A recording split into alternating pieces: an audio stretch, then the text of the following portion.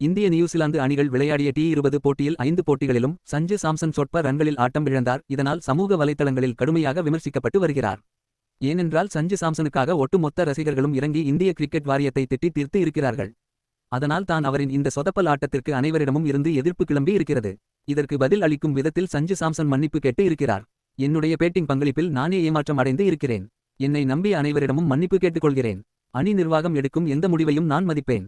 நான் என் அணியின் மிகப்பெரிய ஆதரவாளராக இருந்தேன், இருக்கிறேன், எப்போதும் இருப்பேன் என்று சஞ்சு சாம்சன் சற்று உருக்கமாக தெரிவித்து இருக்கிறார். எல்லா விளையாட்டு வீரர்களுக்கும் ஒரு கடினமான சூழ்நிலை வரும். அந்த சமயத்தில் தான் ரசிகர்களாகிய நாம் அவருக்கு பக்க பலமாக இருக்க வேண்டும். சச்சின், விராட், ரோஹித் போல சஞ்சு சாம்சனுக்கும் இது ஒரு கஷ்டகாலம் என்று நினைக்கிறேன். சஞ்சு மீண்டு வருவார். எனக்கு என்ன தோன்றுகிறது என்றால் பல போட்டிகளில் அவரை வெளியே உட்கார வைத்து மனதளவில் அவரை ஒரு பலவீனமானவராக மாற்றி விட்டார்கள் என்று தோன்றுகிறது. தற்போது வாய்ப்பு கிடைக்கிறது, இதை சரியாக பயன்படுத்த வேண்டும் என்ற மனநிலையில் அவர் தவறான ஷாட்களை விளையாடி அவுட் ஆகி வெளியேறுகிறார் என்று தோன்றுகின்றது. உங்கள் கருத்துக்களை பகிருங்கள். நன்றி.